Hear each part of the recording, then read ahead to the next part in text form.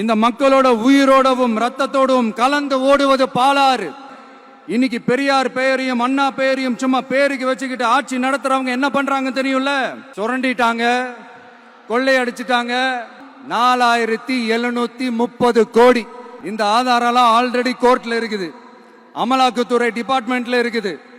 அந்த டிபார்ட்மெண்ட்ல வேலை செஞ்ச சில நல்லவர்கள் அவங்க அடிச்ச அந்த கொள்ளையெல்லாம் தாங்க முடியாம வெளியில வந்து சொன்ன அந்த ஆதாரங்கள்.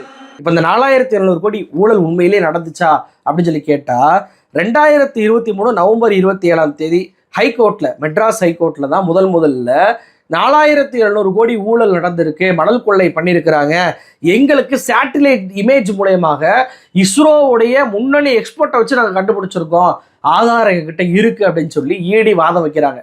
அதுக்கு அந்த கோர்ட் என்ன தெரியுமா சொல்லுச்சு? 2 நீதிபதிகள் விசாரிக்கிறாங்க. 2 நீதிபதிகள் ஜூலை 16, 2024 தீர்ப்பு கொடுக்குறாங்க. ஊழலும் கிடையாது, ஒன்றும் கிடையாது. முதல்ல நீ எப்படி இந்த வழக்கு எடுத்த? ஒரு வழக்கை நீ எடுக்கணும், அது பிஎம்எல்ஏ கீழே எடுக்கணும் அப்படின்னா ப்ரொசீட்ஸ் ஆஃப் கிரைம் நடந்திருக்கணும். அது கிரைம் நடந்திருக்கு அப்படின்றதுக்கு ஒரு குறைஞ்சபட்ச ஆதாரமாவது இருக்கணும். அது குறித்து லோக்கல் போலீஸ் எஃப்ஐஆர் போட்டிருக்கணும், அது குறித்து அவங்க விசாரிச்சிருக்கணும். எதுவுமே இல்லாமல் நீ பாட்டுக்கு வந்துட்டு ஊழல்னு சொல்றியே, இதை எப்படி ஏற்றுக்கிற முடியும்? இந்த வழக்கை விசாரிக்கக்கூடாது, ஓடிப்போ அப்படின்னு சொல்லி ஈடியை எப்போ 2024 4700 கோடி ஊழலும் கிடையாது, ஒன்றும் கிடையாதுன்னு சொல்லி சென்னை உயர்நீதிமன்றம் விரட்டி அடிச்சாங்க. இந்த சென்னை உயர்நீதிமன்றம் இப்படி ஈடியை விரட்டி அடிச்ச உடனே பார்த்தீங்கன்னா உடனடியாக உச்சநீதிமன்றம் போனாங்க. ஈடி உச்சநீதிமன்றத்தில் இந்த வழக்கை நீதிபதியாக இருக்கக்கூடிய தீபங்கர் தத்தா, நீதிபதியாக இருக்கக்கூடிய அகஸ்டின் ஜார்ஜ் மாசி 2 பேரும் விசாரிக்கிறாங்க.